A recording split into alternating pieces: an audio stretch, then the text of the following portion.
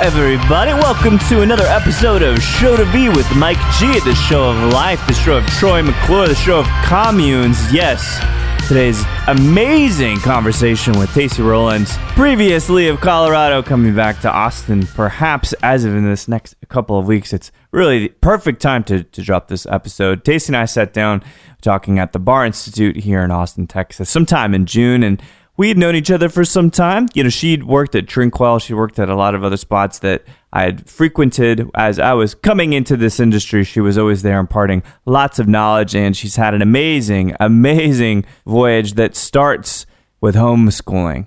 It leads to a commune.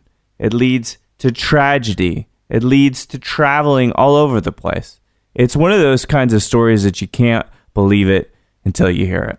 So I hope you guys enjoyed this chat with Tacy Rowland.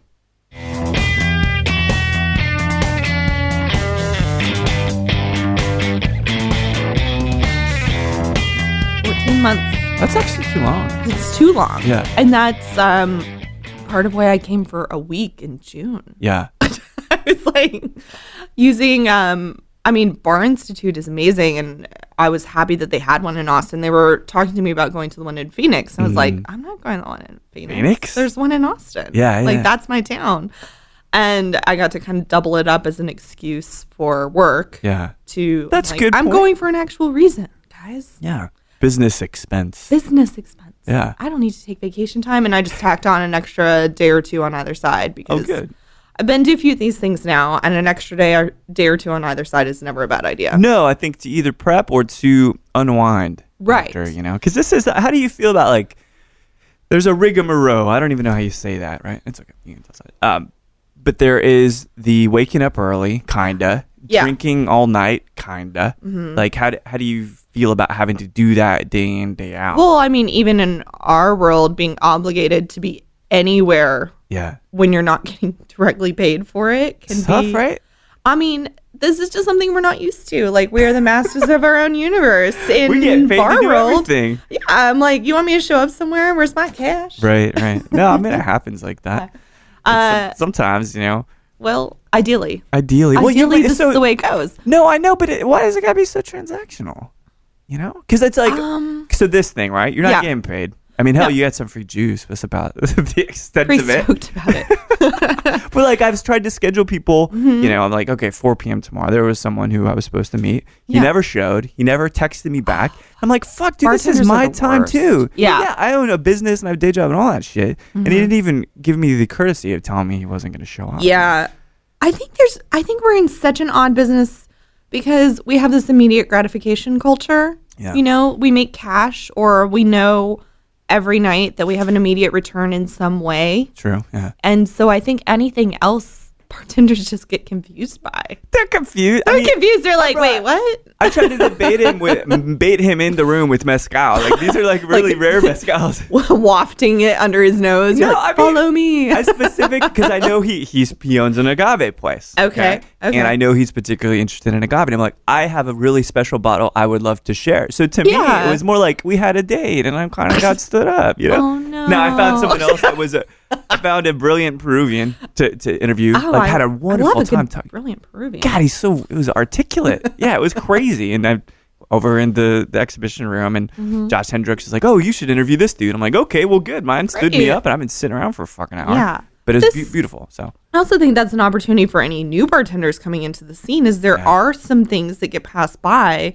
the more seasoned folks, or the folks who, and I think part of it too is that they've gotten fucked around at one point or another by some person, like member of the press or whatever.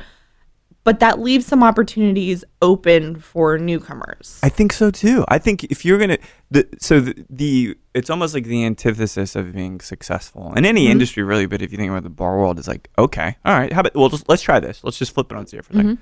Reply to my text messages in a timely manner. Email me back. Yeah. Follow up and say thank you. Right, or don't if you're not thankful. but I mean, these are like really common etiquette kind of things that get lost. But I'll tell you who does it though. So you've got like these many tiers professionally of bartenders, but the guys that own the businesses, they know how important those relationships are. Right. They're the ones that do that. Well, because the people that own businesses are the people who understand that every business comes from relationships. Right. And absolutely. that none of us can do this on our own. Yeah. Like, I think there was a time when you could open a bar and be on your own and be like, I'm going to do things my way. And I actually think that's how a couple bars, like, I think that's how Anvil came into play. Right. Well, because there is no beat. There is no drum. They get to just start it. They just started it, and they figured out how to make a wildly successful business. And now everyone's knocking down the door being like, hey, we want to play. And they're like, you didn't 8 years ago. Yeah, you didn't care We then. figured it out, so we're good. Thanks. Yeah, exactly. But starting a business now in the culture that we have, those relationships are somewhat essential. Yeah. And you can't do it without them. It's so important. And there is really nothing more important than that. You could say money is more important, but actually you can't get money. You can't get funding unless you have the relationships. And if you ever come across as flaky or you ever come across as unreliable, then you're not going to be able to get the money. So, well, because there's always options. I mean, that goes on both sides of the industry, right? Like, it's every bartender, bar owner has options of who they want to build relationships with. I'm like, you have an awesome $10 bottle gin, so do 6 other people. Yeah. Yeah, you're totally right. So it just comes down to who do I want to be in this relationship with. Yeah. But from the other side, it's like, who's reliable, who's going to actually put me on my menu, their menu when they say they're going to, and who's going to follow through. It's strange. It is. You know? But you know what I want to get, like, so we'll come back to this, of course. I think this will be a common thread through the whole chat. But so I only know you from Austin, right? And that is, I think we're talking 3.5, maybe 4-ish years that I've known you, something like that, which is actually quite a long time in this industry. It is. It's totally long time. But oh God, we're old timers. Oh, and I'm older than you, so I don't want to hear that shit. I'm going more gray by the second as I'm finding out. I have gray hair. Do you? The lighting's up. low in here. I can't tell. Perfect. Like, all I see is these bags in your eyes. I just see gray. Like dark black gray, not like shiny gray in the hair. Don't worry. It was just sprinkled. I always have dyed my hair a lot just because I like to when I get bored. And this last year I was like, let's just grow it out and see what happens. I'm like, interesting. Well, the gray was a shock, but I owned it. Yeah. I owned it for a hot second. I was like, who cares? I've got gray hair. And now there's enough that I'm like, I should. Stacy. I'm overstepping my aesthetic welcome here. Yeah. But you're not. Did you grow up in Texas? No, I'm an Army brat. Okay. So I grew up kind of all around? All around. And it's funny to this day because, especially in Vail, people will ask me where I'm from. Yeah. And I'm like, I claim Austin as home. This is what feels like home to me. And they're like, no, where's on your passport? Where were you born? I'm like, Würzburg, Germany. Really? Yeah. You and Dennis both born in Germany. Yeah, but I only lived there for 8 months. I know. But still. He was, 12 when he moved? Yeah, he was almost a teenager, I think, when he came over. Yeah. But so how long were you in Germany then? You said 8 months? 8 months. And then you guys headed back to the States? Yeah. I lived there exactly long enough that I could never donate blood in the U.S. Really? Because I could potentially be a carrier for mad cow diseise. Really? I tried. I was real poor for a lot, and I tried. I wasn't donating so much as trying to sell. No, and it was they wouldn't let me. Schwartzburg, Michigan. What are you talking about? Yeah.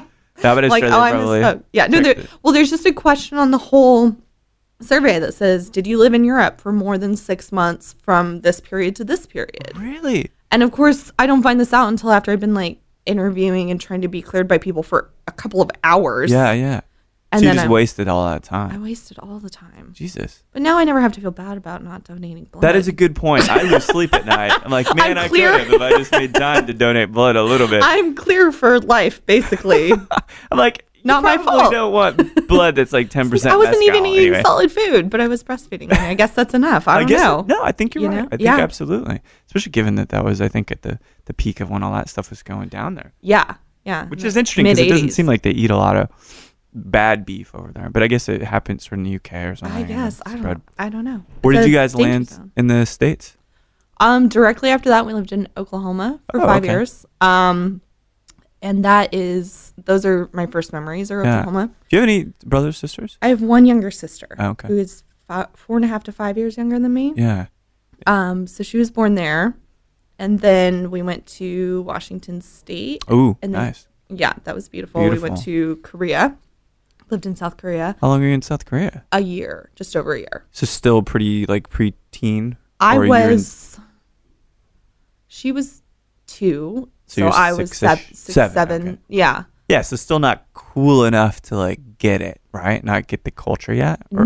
No, I mean, I loved it. My sister and I were both blonde and had curly hair, and Yeah. we were essentially famous. Exactly. Because a lot of Koreans had never seen a blonde-haired person, a right? blonde-haired person. Yeah. And I just remember going to like amusement parks and having people get in pictures with us. Oh, really? And like girls like screaming because they were so excited. That's incredible. And it's also good luck to give money to kids in Korea. And What? because we were blonde, somehow they thought it was like extra good luck. So I just remember people passing us money on the street or like toys or stuffed animals. I was like, this is great. This is how, I can get down with this. There's a dark line that can be crossed. Like, hey, little girl, do you want some candy? Yes. Right? Like, that just seems like that's what would happen. every Yeah. time. Yeah. I mean, it In an totally honest could. way, but- And I remember we lived in a school district. We lived in town instead of on the army base. Yeah. And I used to take my allowance every week. I was never good at saving. Yeah. And I'd like go around to the toy stores and find what I wanted to buy. But the Korean kids would just follow me in hordes, like seeing what I would do. That's crazy. It was crazy. the Western influence The almost, Western right? influence, I guess. Yeah. It was such a unique experience. You were a trendsetter. Like, in your young... absolutely. You basically affected a whole I county. feel like I wasted it. I didn't know what to But do. It's like, for some reason, they're all dressing like I do now in South Korea. Like, when I was a little kid. I'm wearing secondhand Mickey Mouse t-shirts. What? Let's do it, guys. Like, even more Western. Jesus, it's perfect. So how long, you said a pretty brief stint in South Korea? Yeah, just over a year. That's pretty good, though. That's a good amount of time. Yeah, it was a good amount of time, enough that I remember a lot of things, and I had a unique experience from that. And then we moved to Alabama. Alabama. Wow. Yeah. And then my dad got out of the military. Go to and- private sector, as they say. They started doing some other stuff. Yeah. So we moved to a cult A cult. Well, that's good. for like 5 years. In Alabama? No, in the Upper Peninsula, Michigan. And that That's for a pretty 2.5 area. It was gorgeous. Yeah. It was actually, if you take out the kind of culty religious part, Yeah. it was really cool because this organization had.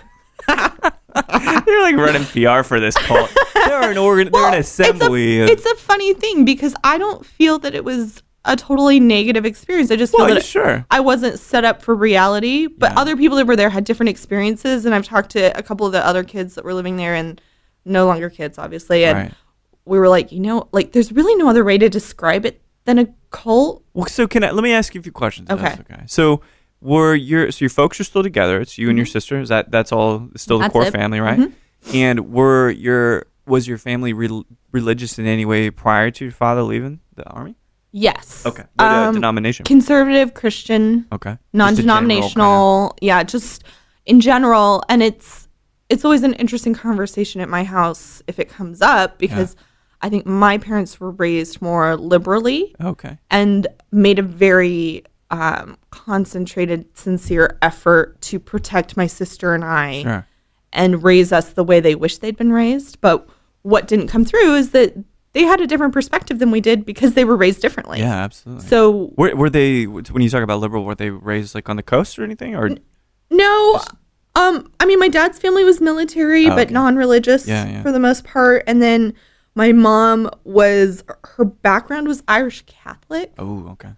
Surprised you But only have her one father, sister. I mean, she grew up with like one of the Mad Men guys as her dad. Like, drinks every Oh, night right, and like like that happy model. hour every day at the Yeah. house. And her parents, her dad had been divorced. So her parents were excommunicated from the church when I they got see. married. Okay, yeah. And moved out to Colorado. And didn't have a lot to do with religion at that point. Right. Well, if you're cast aside, like, what do you really want to be part of it again? Right, exactly. I'd be kind of bitter about it. And I think those are the things that were...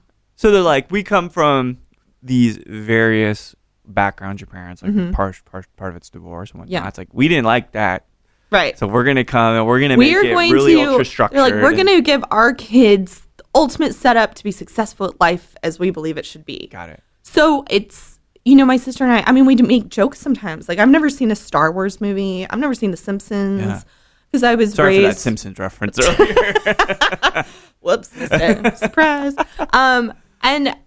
But there was a meaning behind that. It wasn't just that they were depriving us of and it wasn't interaction. based in ignorance either, which is often the case. Because people are afraid of what exists. I mean, I think they were still afraid, but they knew what they were afraid of, and they were like, we got you girls. Yeah, don't worry about it. And then, but what happened was eventually we went into the real world and were mightily unprepared. Yeah.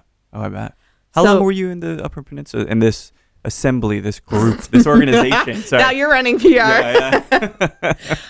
We were there for about 2.5 years. Oh, okay. And I was 12 when we moved there. So that was, and there was one girl my age. Yeah. Because this organization was actually based around homeschoolers. Okay, so it was kind of an alternative to college. Okay. For homeschool guys. Like, these guys are turning 18. We don't want to send them into the real world where they'll be corrupted by women and drugs and alcohol. That's the best part, Tacy. Come on. Okay. Now I know. So what do? We send them to the woods to a military-style organization where everyone lives in a lodge together and has communal meals and church 18 times a week. Wow. You guys also farm and do the food stuff together? We didn't farm. We did. I baked a lot of bread. This actually came up last night. Because somebody that I'm friends with was like, we had a homeschool prom at my bar, and I thought about you. Wow. The resident homeschooled kid. I was like, we weren't allowed to have prom. He's like, well, there weren't any guys. I was like, okay, that makes sense. Yeah. Wow. Yeah, and somehow we started talking about baking bread. I was like, I bake really good bread, guys. I don't know. And they were all laughing. I like that, yeah. I was like, actually, I really do. I sold my bread. That's how good it was. I mean, I want some bread now, for sure. I want to bake you some bread. Yeah, I like this a lot. This is a great thing for me. Normally it's booze, but bread is great. Bread is really great. They go together. So it's weird. So, because when I think about a commune, let's call it a commune. Is that fair? Yeah, completely. All these list of synonyms that we've got. I think, okay, cool. We're self-sufficient because we're in some kind of rural area in the Upper Peninsula of Michigan. Oh, yeah. So rural. Yeah, so rural. How did you guys get food? I mean, there were grocery stores, but we also, they had basically a commercial kitchen. Oh, wow. And girls would go volunteer and work in the kitchen. And my parents, this is where my parents were always the coolest of them all, because they were like, you don't need to work in the kitchen just because you're a girl. Okay. So which is weird, because that's almost like subversive in this, what I would expect of the overall sentiment. They were different. Yeah. To a certain extent. We were still living there with everybody, but they were like, you don't need to work in the kitchen. Yeah. So my mom took over. My dad ran basic training, which was a military style basic training. What are they training for? The end of the world? No. Okay, Y2K was a little bit of a thing, as I remember. Sure. But basic training was basically to break guys down and make them come to Jesus. Is there a lot of punching, or is it all psych ops, as they call it? Psychological? More psychological, but also, I mean, they got up. I think it was just structure and discipline for these kids who were raised with their family, and my dad was military so he knew how to do it, right? Yeah. And so they would have PT every morning, and they would do this 24-hour hike was kind of the big, and my dad would do it with the guys. And this is what's tricky about it is my dad, I think this was the best thing he's ever done. Mm-hmm. He got to mentor a lot of guys one-on-one, really spend time with these people and invest into their lives. And that part was great. And we still have guys that call my dad, or, they'll find me on Facebook. I'm 12. Don't friend me now. This is creepy. Weird. That was weird then. It's even more weird now. Exactly. I'm like, I barely remember who specific dudes. Just all these guys wandering around in uniforms, and then they would go on to second phase. In second phase, they learned a lot of kind of counseling. That was more like psychiatric level. I see. Okay. And then phase 3, they got to pick a life skill. I see. Okay. So they could do leadership with my dad where they ran basic training. Right. We had a runway and planes. We had an ambulance. We had a doctor on staff that could get their paramedics license. Wow. They would do some search and rescue skills. So and they it's would like go a around trade school. when Katrina happened, they went and helped out. I'm so conflicted. I know. That's what I'm saying. Because I'm like, well, okay, they're this is helping. actually like a really cool It's good, but it's bad at the same time. And I was 12 when we were out in the middle of the woods. We had multiple lakes, multiple lodges. We had canoes. My parents, looking back, it's funny. They were like, no, you can't watch any television outside of Anne of Green Gables, but go camping for the weekend. Have fun. Yeah. Which is where the real, like, I'm out in the woods and I'm 12 years old, That is so cool. You're like, that's okay. See, this is so strange because, again, it's disparate. Yeah. I don't know who to root for. Right. I'm really conflicted. Well, and for me, it was a very good experience, I think, being able to do all those things and have those kind of freedoms. That's a very rich background. Yeah. Nature, cooking, getting away from media. Yes. Living in a life away from exact opposite. And there's a couple events that happened that I remember filtering through. Yeah. Princess Diana died. Okay. That was a big one. So the whole organization actually moved to Texas. Really? Everyone's favorite business owner, the guy who owns Hobby Lobby. Oh, that guy. Yeah. Donated a college campus in Northeast Texas. Really? To this.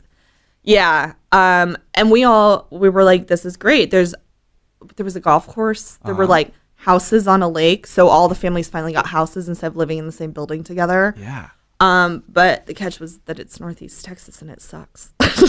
Well, it's a bit desolate. Yeah. It's humidity levels. Beautiful either. Everything there is out to kill you. There's every kind of poisonous bug or snake. Yeah, there totally is. And, but we lived there and that was where things kind of started to unravel. You need the nature and the surroundings of the Upper Peninsula to really have it be so special. And so a year and a half or two of that and we left. But I remember the World Trade. Yeah, 9/11. 9/11 happened while we were there. And that's the only time I actually just remember having the TV on. Wow. Takes that kind of thing. That kind of thing. And my mom was just like, no, this is history. Like we have to. We have huge. To. I mean, that is so interesting. So a couple rules, I imagine. Mm-hmm. No booze, right? On the commune? No booze. Okay, no booze. Ankle length skirts for the girls. Okay. So we didn't want to be a distraction. Of course, to all the 18-year-old dudes who are rife with horniness. Jesus, I don't know. Little did I know at the time because all of them were terrified of my dad. My dad was the man. Oh, yeah. Captain You're lucky. Rowland. Yeah. Well, or not lucky, depending. We all go through some weird physical things of the opposite sex when we're not really. Yeah, I was. I mean, I was fine. I wasn't ready for it. I was best friends with everybody. Good. Yeah. Yeah. Because your dad will strangle him in the night. Yeah, completely. I did have a guy that wanted to, because in that world it was like courtship and marriage. And you asked the father, and so I had a guy talk to my dad about me when I was 16. Okay. But my parents thought it would freak me out, so they didn't tell me. All right. But they let him start emailing me.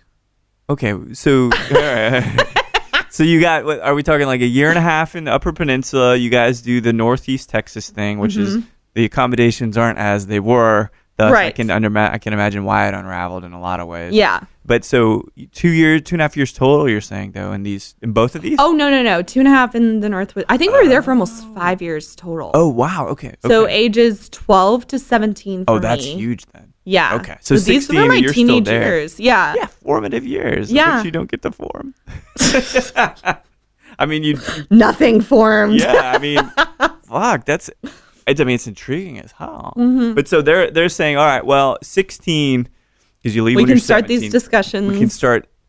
What made it okay then? Because you're a woman then? Like, what exactly were they thinking, you think? I think they were just thinking that this was a really nice dude. Okay. That they would like to see me with. And they were like, she's really young, obviously. And so don't freak her out, but you can start a discussion with her. We give you that approval. They give them like a scope of topics and stuff? Or is it just like free I don't reign? know, actually. Okay. I just know that this happened. And when I found out, I was really freaked out. And I was also offended that I felt like they had been kind of plotting with this dude behind my back. I was, not ready for that and not wanting to start anything, I mean, and we were raised in this culture of like, you don't date until you think you could actually marry someone, and you don't kiss someone until you're dating, and you don't. Right. I mean, I was certainly surrounded. No sex, right? Oh no. Yeah, like they'll chop it off. Oh yeah. Oh yeah.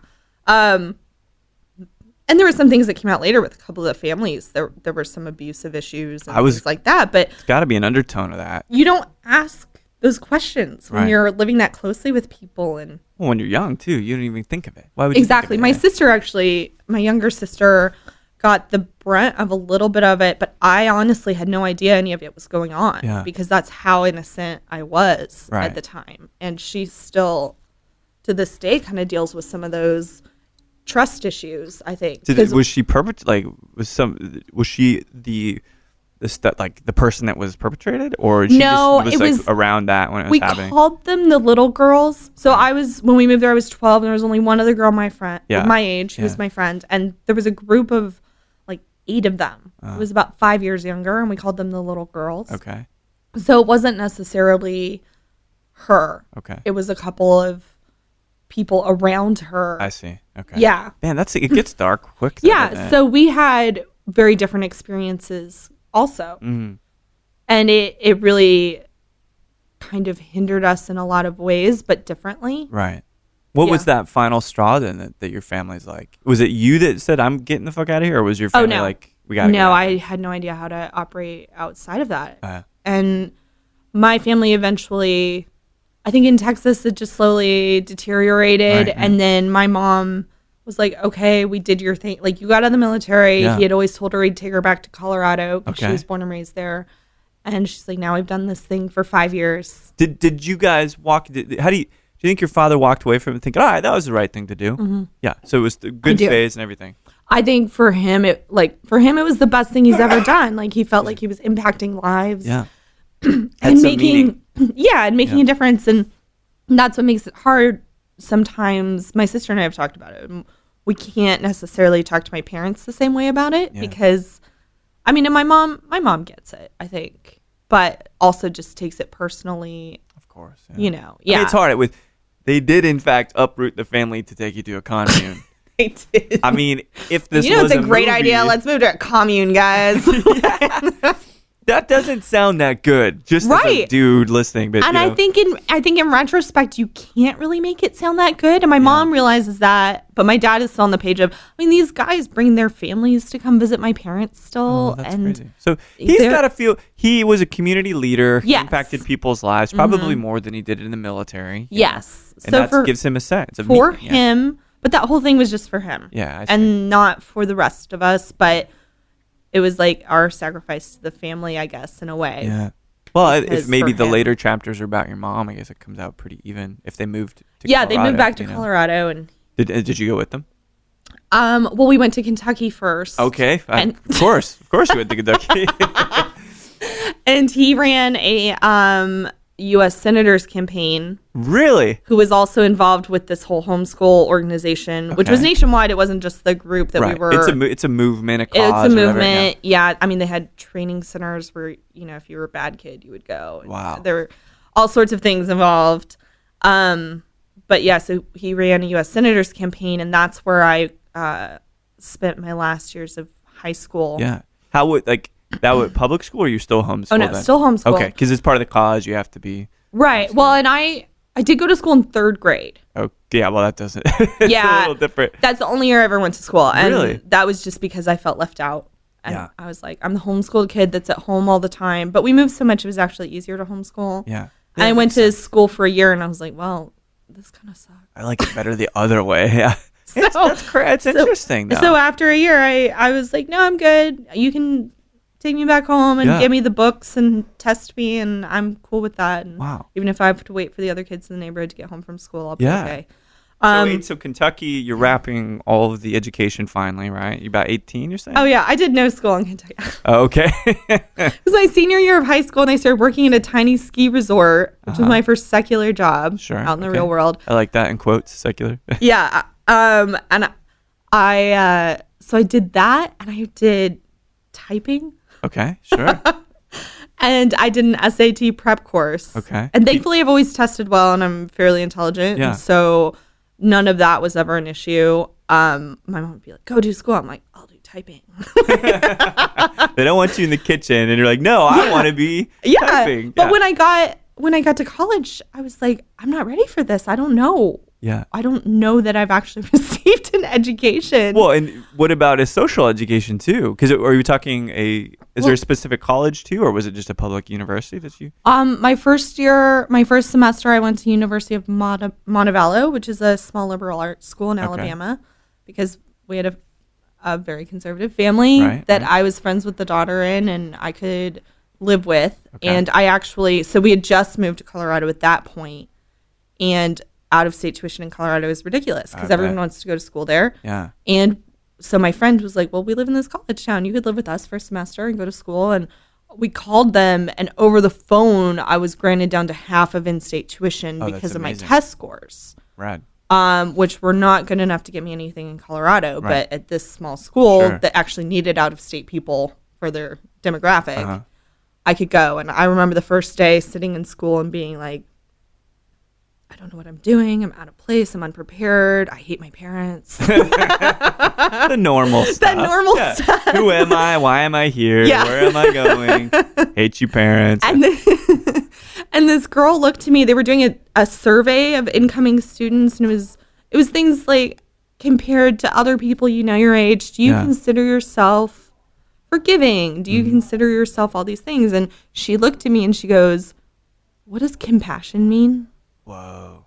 And I was like, I'm going to be okay. Yeah. Yeah. I got my lackey right here. I got this. Because I grew up reading. I was reading Jane Austen books when I was 11 years old and carrying them around with me. And I would ask my dad what words meant. And he was like, I'm going to get you a dictionary. And he just gave me a dictionary to carry Jane around. Austen, that's actually, we could talk about compassion, talk about love, talk about real human relationship. Mm-hmm. Yeah. That's good. I grew up on the classics, and I could always read and write. And to this day, I pretty much think if you can read and write or do basic math, you're pretty set up for school. I totally agree. That's pretty much all It's really more need. Than some people have when they go into school. Apparently. Yeah. Did you do the whole college thing? Did you want to finish it? I wanted to do it. My mom had me test out of a couple of courses. Yeah. I tested out of American History 1. Wow. And she was like, here's what you do. White guys are bad. Sure. Indians, African Americans, women are always good.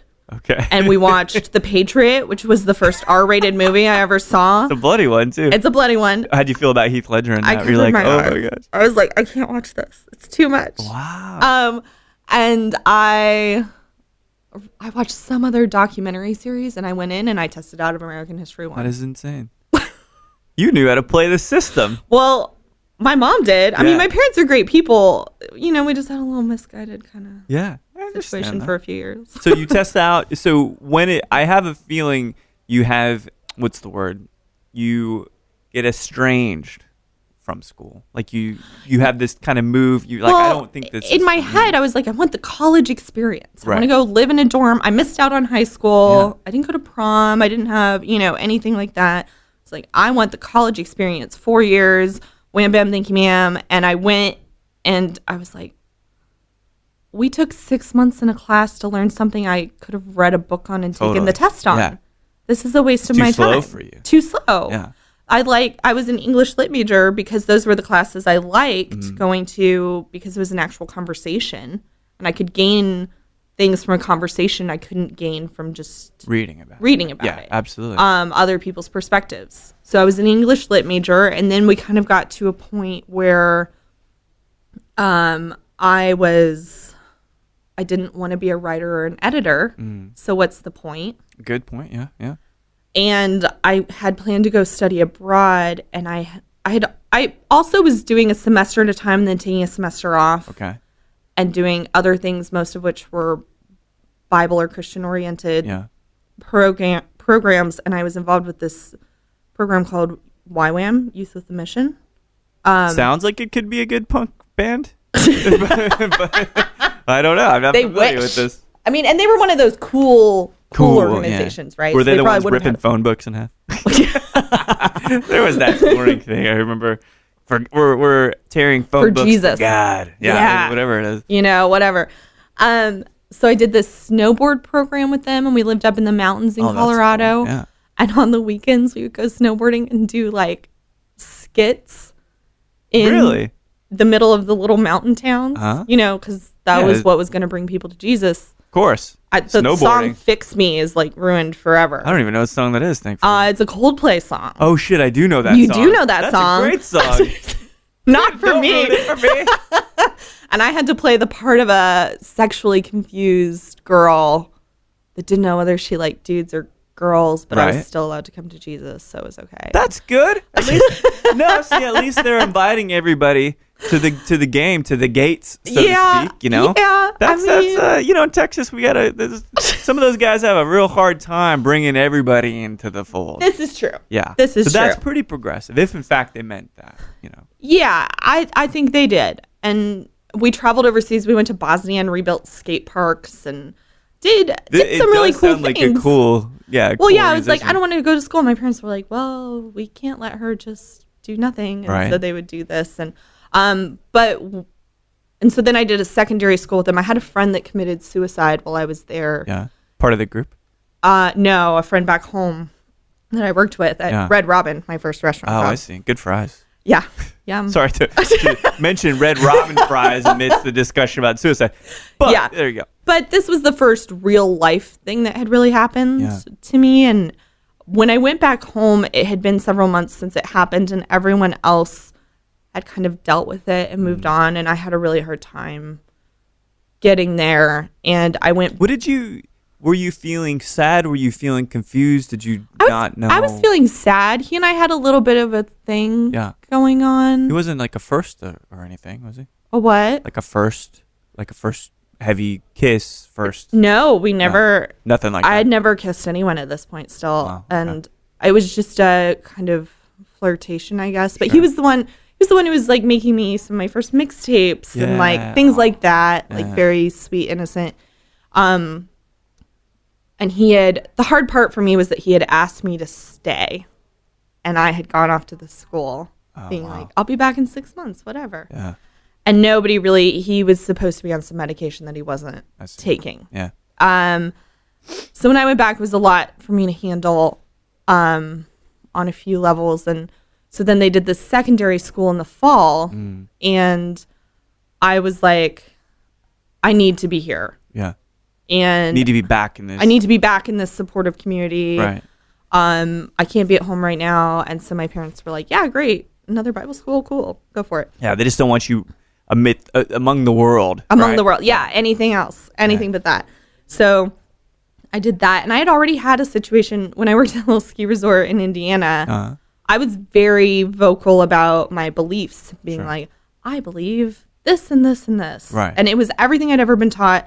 And I had one guy one day who was sitting on the lift with me, and looking back, everyone was so respectful. They never offered me drugs or tried to get me to go to parties, but they were still all my friends. They didn't try to corrupt me at all, collectively. That's actually great. It's actually really great looking back at it. But there's this one guy who had all these tattoos. He was a little scary to me. He had all these tattoos and like long hair. And I was telling him all these things, and he was like, okay. He's like, why? Nobody had ever asked me why before. That's the best question. The best question. Sure. And I was very honest with myself. And the only reason I could come up with that I believed all these things was that it was the only thing I knew. Yeah. And that was the beginning of the end. Yeah. That's a brilliant way to... Yeah.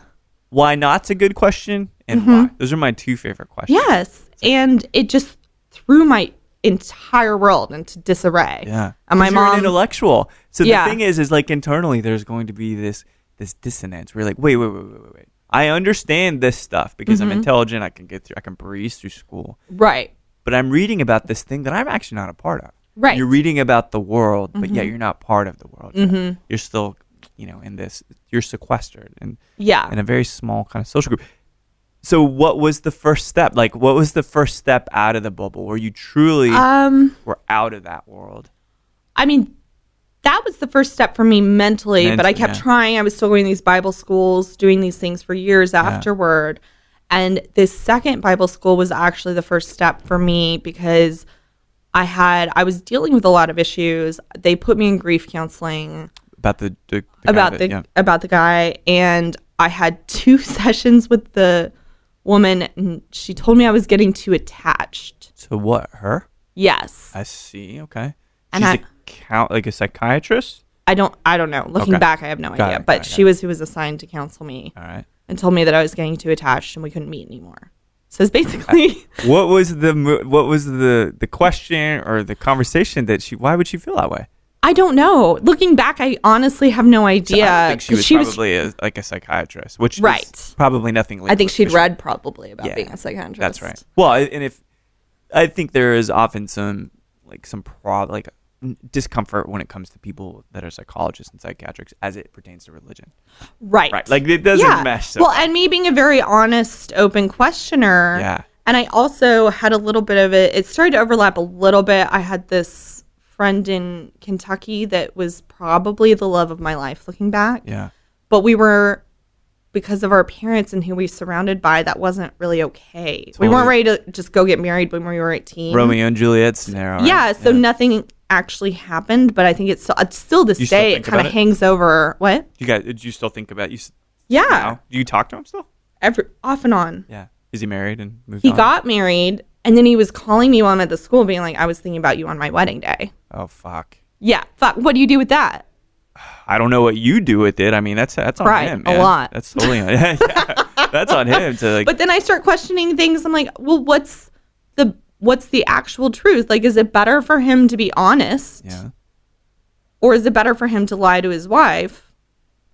So what is the truth there? Is the fact that we could be in love the real truth? Or is the fact that he is married and chose this person, which is more the way I was raised, is that the real truth? Yeah. Well, that's a great point of discussion. And honestly, when a guy, how selfish do you have to be as a guy to call another girl on your wedding day? It's selfish to you. Yes. It's selfish to his wife. Mm-hmm. That is not what a good man does. Exactly. So that is, I mean, if that means anything. You don't do that shit. No, you don't do that shit. You make a decision and you're like, that's the thing I'm going to do because it's the right thing to do. Yeah. So I'm in all this turmoil. Yeah. And I'm being how old were you? Sorry. I was 22. Oh, shit. Okay. Yeah. So you're and I'm far still along, at this point. I've still never kissed anyone. Yeah. I've still never really drank. Right. Still, and it wasn't that I didn't think those things were okay. It was just that I didn't want to rush into them for the sake of rushing into them. Yeah.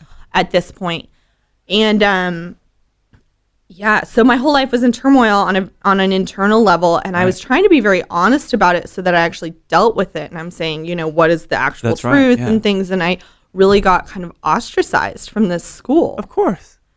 And you're questioning? Get the fuck out of here. Yeah. No, that's ridiculous. Right? And so at the end of it, they were kind of like, we guess we'll pass you as a graduate because we don't know what else to do. Like, I hadn't actually disobeyed any rules. Right. But I felt so ostracized that that was the ending of my relationship with religion. Yeah. That was it. Yeah. No more. And then, but a couple of years later, when I was in school in Fort Collins for a semester, and being like, oh, I'm going to go overseas and travel, there was a shooting in Colorado. The Littleton thing? No, that would have been earlier. So this was Arvada. Okay. But it was a guy that went to the YWAM base, shot some people, one of whom was my best friend from there. Oh my God, are you kidding me? And then he went down to Colorado Springs and shot up a church down there. Was he affiliated with that organization? He had been, and he had been ostracized and not allowed to go on their So he couldn't trip. process it in a positive way. Right. And so he went back and he's like, years later, I'll shoot people and the people who were there had nothing to do. Nobody knew him. Right. Because it's all shifted through already. It's a transitional thing. And so that was another thing that was a big deal to deal with. I mean, besides the grieving part of it, because, I mean, that's 2 major losses. That's actually more than a lot of people face. Mm-hmm. And in such a short amount of time, too. Where I can't imagine that you had any bearings whatsoever. Like, you're like, no. Where do I go? What do I do? Yeah, that was really, really difficult. A lot of us who had been in the school together came, and we all just stayed in this one person's apartment that lived close to there. And we all went and got she had Remember across her wrist, and we all went and got Remember tattoos. And my aunt in Denver recognized my jacket on the news and went and told my mom I'd gotten a tattoo. And that is the wrong fucking conversation to be it's having the wrong right now. fucking conversation. But totally. It was such a bizarre situation because these are the things that do actually happen, and we all know they happen, but it's always removed. You can't hide. I'm like, we had news crews following us around. Yeah. Being like the grieving friends of, and it was it was a really terrible thing, and you can't really process in that kind of situation. Well, especially if you've never seen it before and you're intentionally been removed from these kinds of real life scenarios, like totally sheltered on purpose. Right. I mean, it's almost irresponsible to do that to a kid. Yeah. So this led into a couple of years of kind of internal conflict and slight depression for me, I would say. Trying to figure out what. So at this point, I'm done with school. I'm not going back. The school, I actually delayed my finals that year for months. The school was amazing. They were I think the vice president called me the morning after it happened. Yeah. So they're supportive. And they're supportive, and they offered counseling and all these things. I'm like, I think I'm just not going to go back to school. And that was the end of it. But yeah, that's, I mean, I can see the story kind of building, and I can see maybe your personality and your existence kind of starting to come into form. It feels like the beginning of the solar system.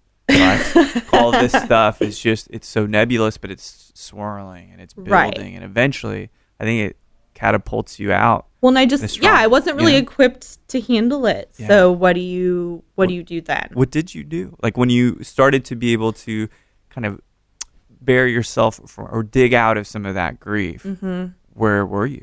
I moved back home with my parents for about 8 months, and I was working a lot, just trying to save up enough money to leave. Yeah. All I knew was I needed to leave. Yeah. And I wasn't sure where, and I was talking to this guy who was a Green Beret. We had this kind of long distance thing going, and I was like, okay, I want to move. Might as well move for this dude? Close to where he is. Sure. And then we had a conversation right before I left where it became apparent that really what was happening was that he was an alcoholic. Okay. And so nothing could really be trusted. Oh, so he could have been married for all you know, right? Right. Well, not that far. Okay. But, I mean, stuff like potentially, anything like that. So I just came to this stark, and I had a job and an apartment lined up, and I was like, okay, I can't go there. That you were gonna work? It's Cincinnati. Okay. I was like, okay, I can't do this. I can't move somewhere for someone. Yeah. I can't trust this situation, and I think I was just grasping onto things because I didn't know what to grasp onto. Right, yeah, of course. And I had a friend in San Antonio, and the sports bar I was working at had one in San Antonio, and I found out I could transfer. And so cool. Essentially overnight, I made the decision to not go to Cincinnati, but to go to San Antonio instead. How old are you? 23. Okay. And I had a friend who helped me drive down. And because I had made the decision not to move anywhere for anyone, I didn't even tell my friend I was coming. Oh, wow. And I called him when I got to San Antonio. I was like, so I moved to San Antonio. That's amazing. That's early on, too, in that culture, that industry. Yeah. And that was, San Antonio was the place where I was allowed to get drunk, and that was okay. And at that time, it was a very freeing thing for me. It's kind of what you needed. It's what I needed. I needed to be able to fuck up. Yeah, for sure. And still have my friends at the end of the day not reject me or be like... Or judging you for or doing judging that. Me. Because I had been judged for being honest in church and religion. And so now I was allowed to mess up and experiment and do these things. And I found a roommate on Craigslist, and like the rest of the world does. Like the rest of the world normally does. I was just several years behind, and I'd still never at this point like kissed anyone or and I was working at this sports bar, which was really funny looking back. Is it still around? No, it closed. Okay. It was a chain called Champs. Oh, I remember that place. Yeah, I never went there, but I remember seeing it. Yeah. Sure. So it did close, and then I started working at the Roaring Fork. Okay, that's good. Yeah. And you're a server at this point, or you work server / bartender. Oh, okay. The servers made a lot more money than the bartenders, so I would do bartending shifts, but I was making my money from cocktailing, so I did a little bit of both.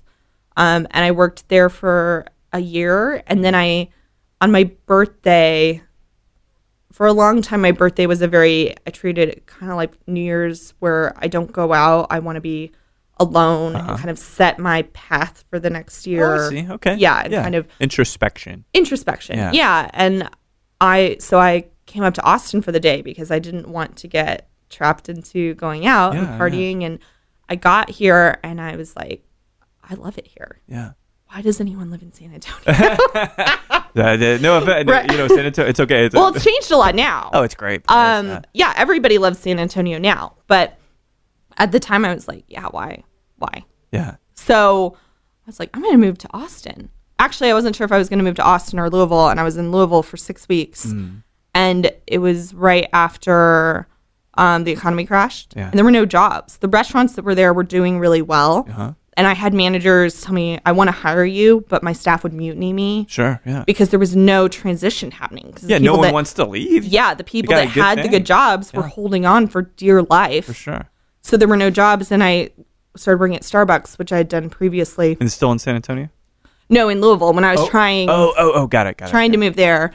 And I was like, okay, if I work at Starbucks, I can pay exactly my bills. Right. But I have no money for gas or food. Yeah. If I work full time, I can do this, but without eating. So I was like, okay, well, why am I trying so hard to make this happen when I had a job in San Antonio? So I went back to San Antonio for a couple of months. Why were you trying to make it happen? Was it a guy? I think just that place felt like home still. I see. I still had a lot of friends from that last year of high school. Gotcha. And so some familiarity. Some familiarity. And Louisville is actually a really cool city. It's a little bit like Austin, but with more Southern charm and personality. It's a lot of like pubs and coffee shops and artsy people. Yeah, and I think it gets overpassed. And I was like, this is great. And then it was about the time Death Proof came out. Remember that movie? Sure. Oh, yeah. And I loved Planet it. Terror and yes. Yeah, was it the... Robert Rodriguez? I wouldn't have saw it. I saw it with Quentin Tarantino. He was sitting behind me. And I was like, man, I don't like this movie at all. I said it. Yeah, it's a great moment. Because I love Tarantino. Oh, my God. Tarantino's amazing. Yeah. It was just so funny that he's like right behind me. But great. Yeah. So did you think about the film community or? I thought about the movie. I was like, that and Whip It came out about the same time. Which were both filmed here. Yes. Yeah. And I just remember being in the theater being like, and I just visited Austin and I was like, I could do that. I like all this. That's I like so all cool. these things. Yeah. So I bought a 66 Mustang and I moved to Austin. Fucking yeah. Really? Good shape? It was when I got it.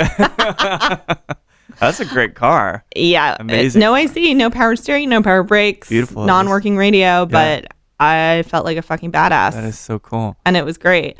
So I moved up to Austin so last minute that I literally had no place to live. I realized once I got here, I was like, wait, where am I sleeping tonight? Yeah. You got Mustang. That's something, yeah, right? I mean, I guess they'll sleep in there. But I was Roaring Fork downtown, and I was on a double on my first day. And I went to Frank for lunch. Yeah.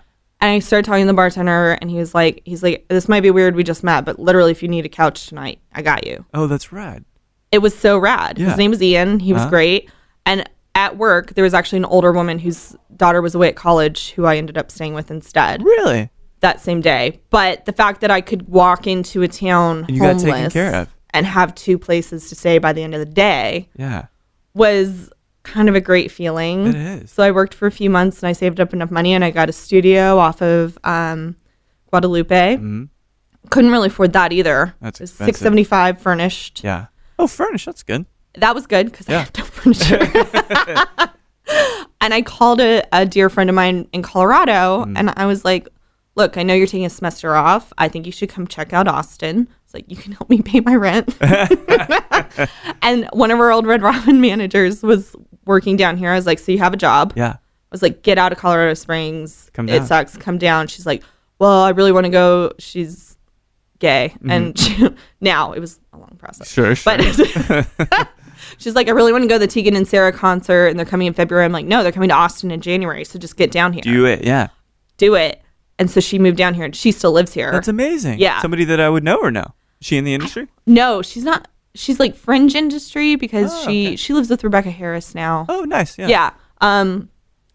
And I mean, we were so poor. I was like taking leftover mac and cheese from Roaring Fork. Yeah. And taking it home to our studio But that we that's shared. amazing, And she's cooking like dinosaur nuggets, and we're living off of that and Miller High Life. And a friend of ours, a very eligible bachelor, came over at one point and looked in our fridge, and he was like, "Guys, I'm a bachelor, and this fridge is sad." Worse than mine. Yeah.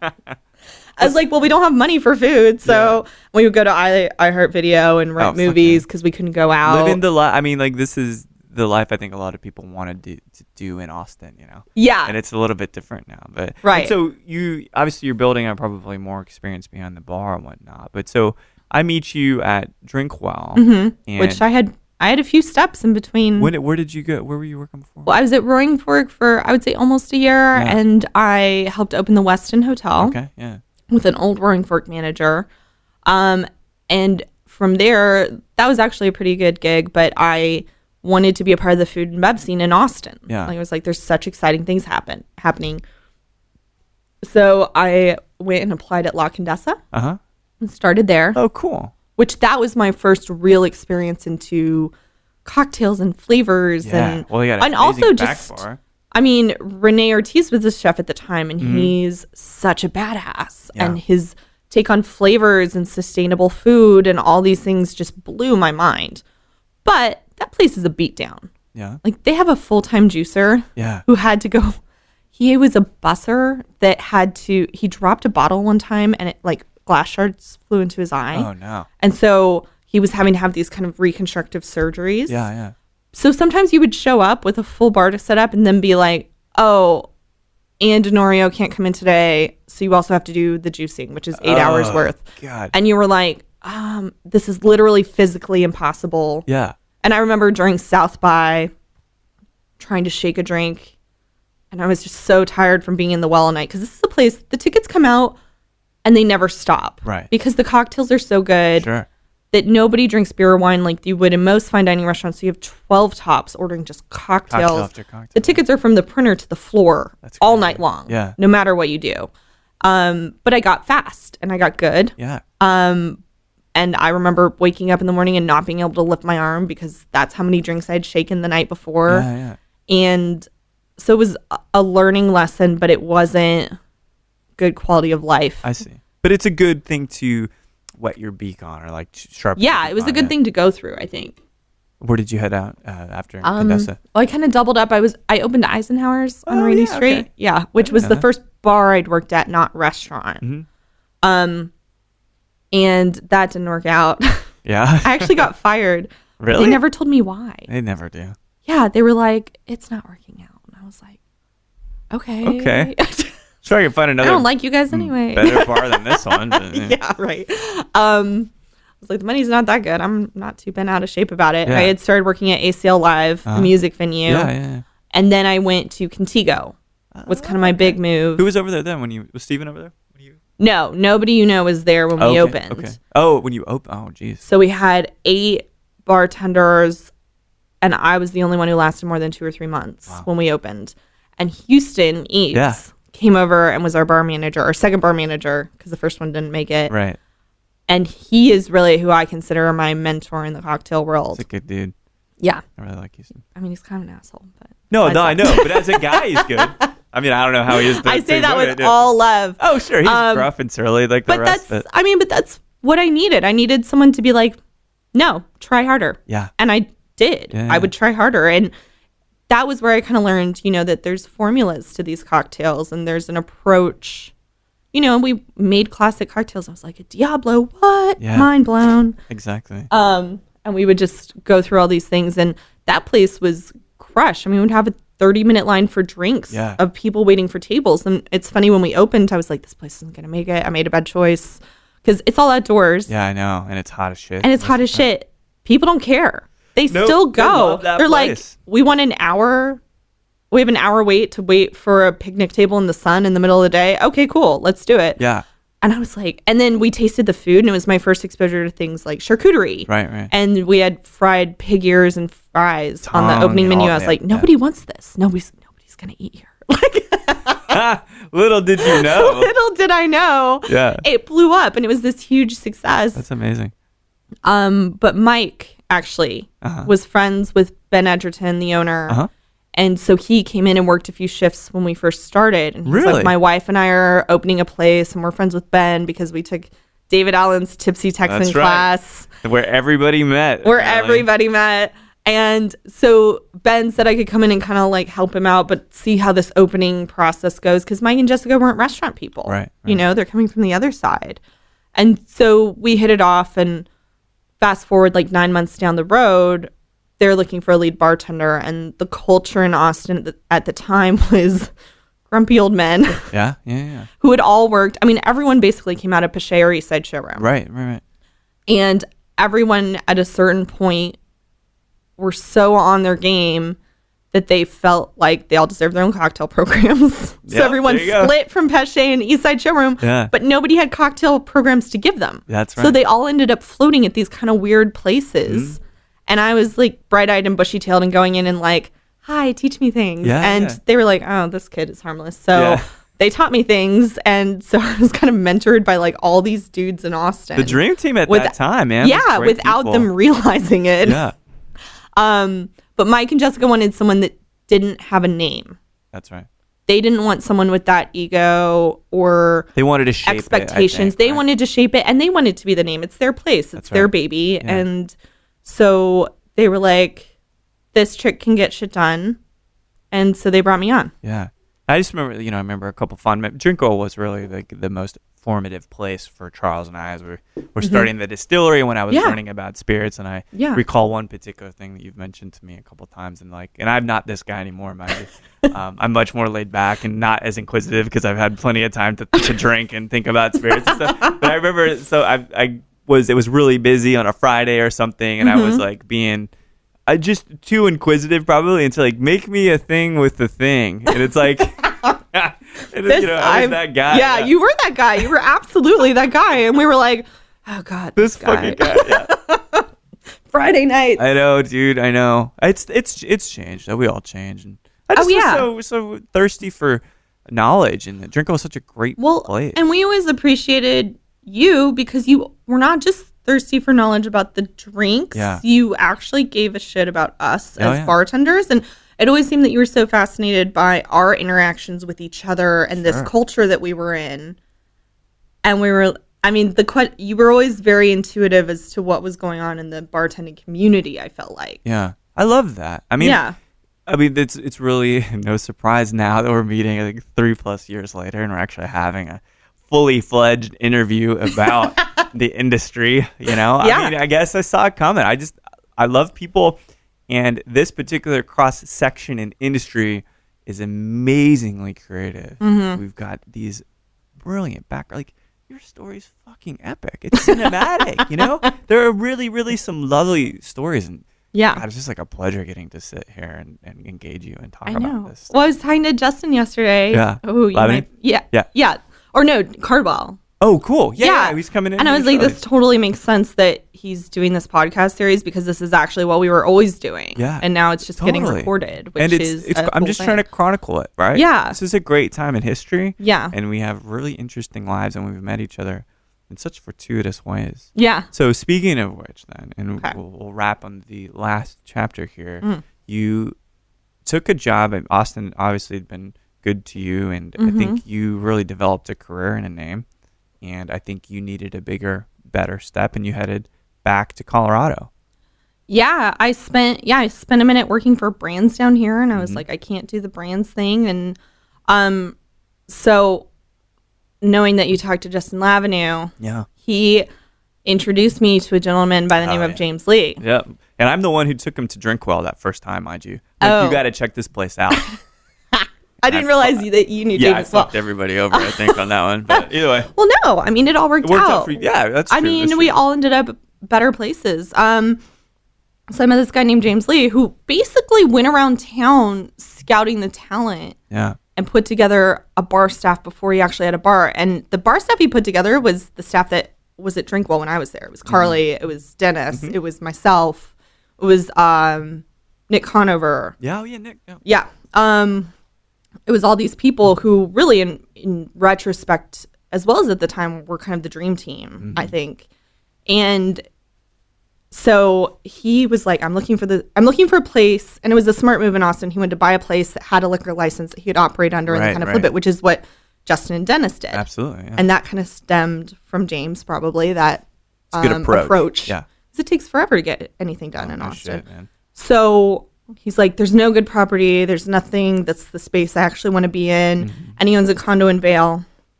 And so he and Nick Conover basically took off overnight. Yep. And went to Vail. Yeah. And I was working at Nova, which was such a lovely space, but it took a long time to get going. And I was just tired of feeling like I had to work, to hustle, to get people in the door to make my rent. Right.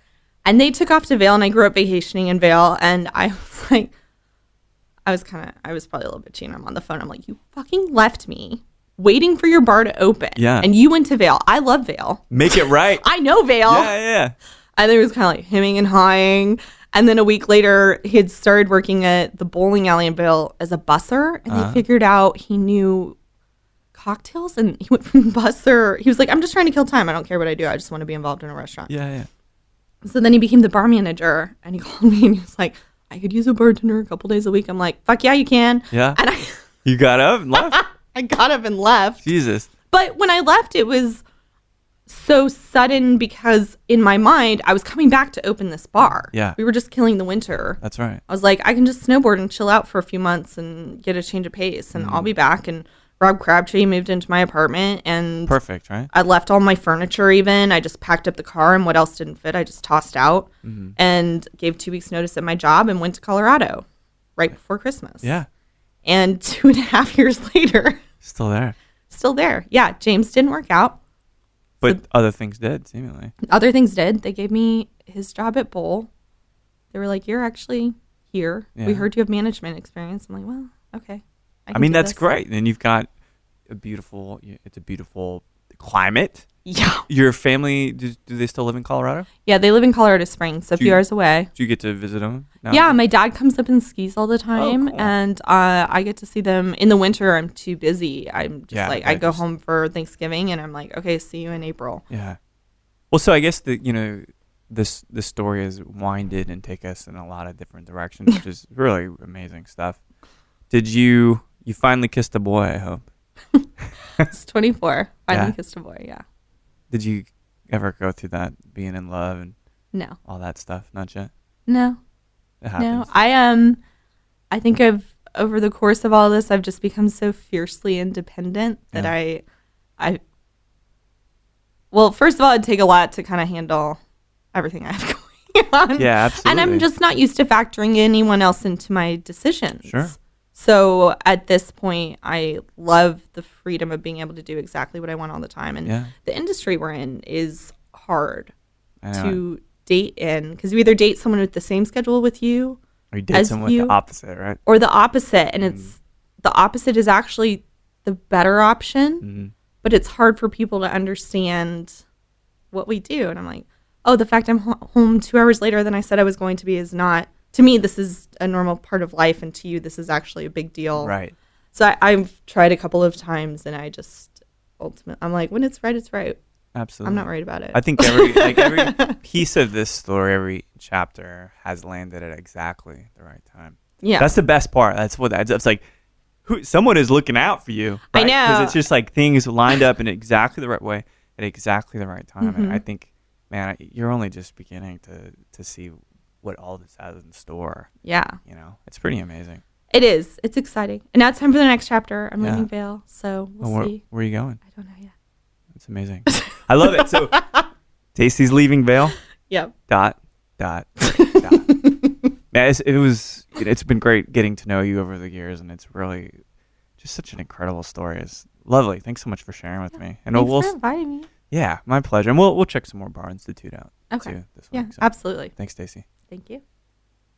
Well, there we have it. The amazing life tale of Tacy Rowland, formerly of Vail, Colorado. Nomadic Cocktail Consulting, I think, is the title currently. I'm not sure if she's officially dropped the news yet, but there have been nice, subtle suggestions on the Facebook about her return to Austin and perhaps collaborating again with some of those old-time friends back from the Drink.Well days. And it's refreshing that someone doesn't get all of the stupid jokes that I put out there, whether it's about The Simpsons, whether it's about Star Wars, South Park, whatever it is.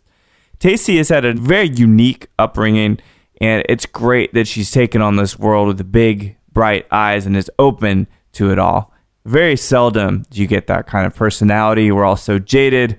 We're also pessimistic, but this is a truly unique exchange between her and I really thank you so much, Tacy, for allowing me to conduct this. So thanks, everybody, for listening to Show to V with Mike G. No matter how many times you've seen What Women Want with Mel Gibson, or if you're thinking about trying one of the 53 cocktails on the new Roosevelt Room menu, please keep dancing.